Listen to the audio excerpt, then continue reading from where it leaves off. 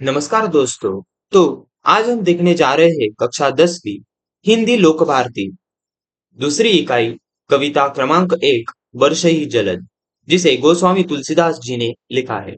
गोस्वामी तुलसीदास जी का परिचय देखें तो उनका जन्म सन 1511 बांदा उत्तर प्रदेश में हुआ था और उनकी मृत्यु सन 1623 वाराणसी उत्तर प्रदेश में हुई थी।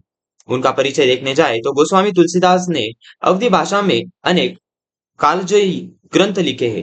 आप प्रसिद्ध संत, कवि, विद्वान और चिंतक थे। गोस्वामी जी संस्कृत के विद्वान थे। आपने जनभाषा अवधि में रचनाएं लिखी। आज से 500 वर्ष पूर्व जब प्रकाशन, दूरदर्शन, रेडियो जैसी सुविधाएं नहीं थी, ऐसे दौर में भी आपका ग्रंथ रामचरितमानस जन जन को कंठस्थ था। आपके द्वारा रचित महाकाव्य रामचरितमानस को विश्व के लोकप्रिय प्रथम 100 महाकाव्यों में महत्वपूर्ण स्थान है। प्रमुख कृतियां देखी जाए तो रामचरितमानस महाकाव्य, कवितावली, विनय पत्रिका, गीतावली, दोहावली, हनुमान बाहुक, बरैवे रामायण, जानकी मंगल आदि। तो चलिए देखते हैं कविता एक बरसई जलद। घन घमंड नभ गरजत घोरा, प्रियाहीन डरपत मन मोरा। दामिनी दमक रहहि घन माही, खल के प्रीति जथा थिर नाही। बरसहि जलद भूमि नियराए, जथा नवहि बुध विद्या पाए। बूंद अघात सहई गिरि कैसे, खल के बचन संत सह जैसे। क्षुद्र नदी भरी चली तोराई, जस थोरे हुदन खल इतराई। भूमि परत भाढ़ावर पानी, जनु जीवहि माया लपटानी। समिति समिति जल भरहि तलावा, जीमि सद्गुण सज्जन पहि आवा। सरिति जल जल निधि महु जाई, होई अचल जिमि जीव हरि पाई। तो गोस्वामी तुलसीदास जी कविता की इन पंक्तियों में कहना चाहते हैं कि घन घमंड नभ गरजत घोरा, प्रियाहीन डरपत मन मोरा। दामिनी दमक रही घन माही, खल के प्रीति छथा थिर नाही। तो यहाँ पर यह जो चौपाई है, यह लिया गया है सुंदरकांड यानी रामचरितमानस के, रामायण के सुंदरकांड से। तो यहाँ पर गोस्वामी तुलसीदास जी बात कर रहे हैं कि जब सीता माता का हरण हो गया था और जब राम जी लक्ष्मण के साथ सीता माता को खोजने के लिए, उनकी उन्हें ढूंढने के लिए जब निकल पड़ते हैं, तो उसका सुंदर चित्रित वर्णन यहाँ पर गोस्वामी तुलसीदास जी ने कविता की इन पंक्तियों में किया है। तो गोस्वामी तुलसीदास जी कहते हैं कि घन घमंड नभ गर्जत घोरा, प्रियाहीन डरपत मन मोरा। तो राम जी यहाँ पर कहते हैं कि घन यानी बादल, घमंड, नभ, नभ यानी आकाश, गर्जत घोरा यानी भयंकर, यानी आसमान में बादल समा गए हैं और नभ और इतने भयंकर गरज रहे हैं कि मानो यह कि जैसा कि प्रियाहीन डरपत मन मोरा, यानी सीता के बिना मेरा मन डर रहा है। दामिनी दमक रही घन माही, खल के प्रीति जथा थिर नाही। यानी दामिनी यानी कि बिजली चमक रही है और ऐसा मानो प्रतीत हो रहा है कि खल के प्रीति जथा थिर नाही, यानी दुष्ट के प्रति जथा थिर नहीं, यानी दुष्ट जो यानी दुष्ट व्यक्ति जो होता है, तो उसकी व्यथा कभी स्थिर नहीं होती।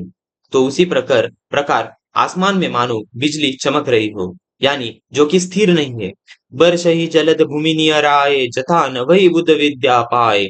बूंद अघात सहई गिरी कैसे, खल के बचन संत सह जैसे। यानी बरसहि जलद भूमि नियराए, यानी बारिश हो रही है, जोर से बिजली चमक रही है, कड़क रही है। जथा न वही बुद्ध विद्या पाए, तथा जब यानी कि जो बुद्ध लोगों का, यानी कि जो वेद पढ़े जाते हैं एक साथ, जो वे एक सुर में जो वेद पढ़ते हैं। बूंद अघात सही गिरी कैसे, खल के बचन संत सह जैसे। शुद्र नदी भरी चली तोराई, जस थोरे उदन खल इतराई। भूमि परत भाड़ाबर पानी, जनु जीवई माया लपटानी। यानी शुद्र यानी छोटी छोटी जो नदी है, वह भरी हुई है पानी से और चलते ही जा रही है। जस थोरे उधन खल इतरा आई, यानी ऐसी मानो ऐसी बह रही हो कि थोड़ा सा धन पाकर भी एक धनवान व्यक्ति अपने आप को श्रेष्ठ समझने लगता है। भूमि परत भा ढाबर पानी, जनु जीव ही माया लपटानी। यानी भूमि से जो भूमि पर जो पानी गिर रहा है बारिश का, वह भूमि से इस तरह लिपट गया है और लिपट कर वह माटी में ऐसा घुल गया, माटी से मिट्टी से ऐसा घुल गया है, यानी जैसे कि ढाबर पानी यानी मटमैला हो गया हो। जनु जीव ही माया लपटानी, जैसे कि मानो छोटे बच्चा अपनी माँ से लिपट जाता है। समिटी समिटी जल भरे ही तलावा, जी में सद्गुण सज्जन पहियावा। सरिती जल जल निधि महु जाई, होई अचल जिमि जीव हरि पाई।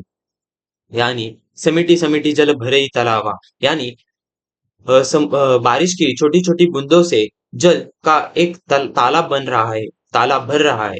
जिमि सद्गुण सज्जन पहियावा, यानी कि सज्जन व्यक्ति सद्गुणों को जैसे अपने जीवन में एक एक करके अपना लेते हैं, उस तरह बारिश की बूंदों से, छोटी छोटी बूंदों से एक तालाब, अपने तालाब में वह बूंदे वह समा रही है। सरिती सरिता जल जल निधि महु जाई, होई अचल जिमि जीव हरि पाई।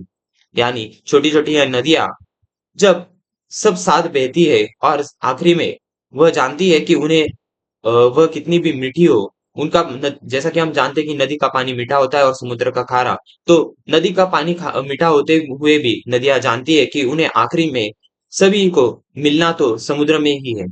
और कोई अचल जिमी जीव हरि पाई। दोहा। हरित भूमि तृण संकुल समुझी परहि नहीं पंथ, जिमि पाखंड विवाद ते लुप्त होई सदग्रंथ। हरित यानी हरी, भूमि तृण, तृण यानी कि घास, यानी बारिश के कारण, बारिश होने पर चारों ओर जो घास उग जाती है, यानी कि जो तृण होते हैं, तो मानो ऐसा प्रतीत होता है कि धरती माँ ने हरी चादर पहनी हो। समुझी परहि नहीं पंथ, जिमि पाखंड विवाद ते लुप्त होई सदग्रंथ। जिमी यानी कि जैसे, पाखंड, विवादते दिखाना, यानी लुप्त हुई सदग्रंथ, धर्म ग्रंथ। और जो पाखंडी लोग होते हैं, तो वह उनके पाखंड द्वारा यानी कि उनकी दुष्टता के कारण ऐसा होता है कि जो हमारे धर्म ग्रंथ होते हैं, उनकी भी जो पवित्रता होती है वह लुप्त होती जाती है और गायब हो जाती है।